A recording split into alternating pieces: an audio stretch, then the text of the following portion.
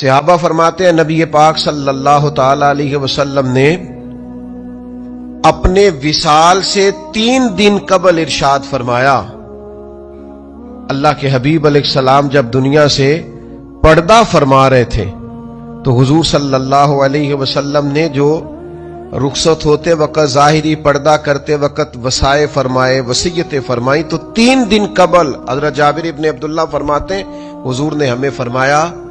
تم میں سے کوئی بندہ دنیا سے نہ جائے، یعنی آخری دم تک تم میں سے ہر بندے کا یہ حال ہو کہ وہ اپنے رب کے ساتھ اچھا گمان رکھتا ہو۔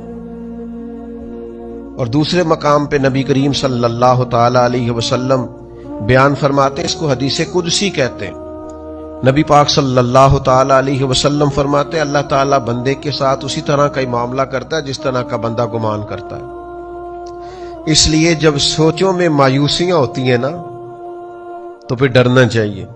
کہ میری سوچ ہی مایوسی کی ہے۔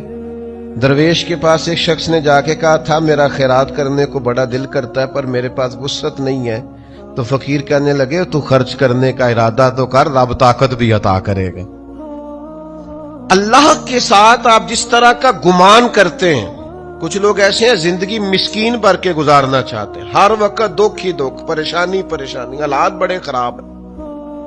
بس جی کیا بتاؤں جی، میں قدم آگے کرتا ہوں میرا قدم پیچھے جاتا ہے، محنت بڑی کرتا ہوں پھر بھی حالات ٹھیک نہیں ہوتے۔ او بھائی حالات ٹھیک کرنے کے لیے سب سے پہلا نسخہ یہ ہے کہ تو اپنا گمان ٹھیک کر، تو اپنا ارادہ ٹھیک کر، وہ تو بڑا ہی کریم ہے، اس کی طرف تو جو چل کے جاتا ہے اس کی رحمت دوڑ کے اس کا استقبال کرتی ہے۔ اچھا گمان، اچھی سوچے، رب جب بھی کرے گا فضل والا معاملہ ہی کرے گا، رحمت والا معاملہ ہی کرے گا۔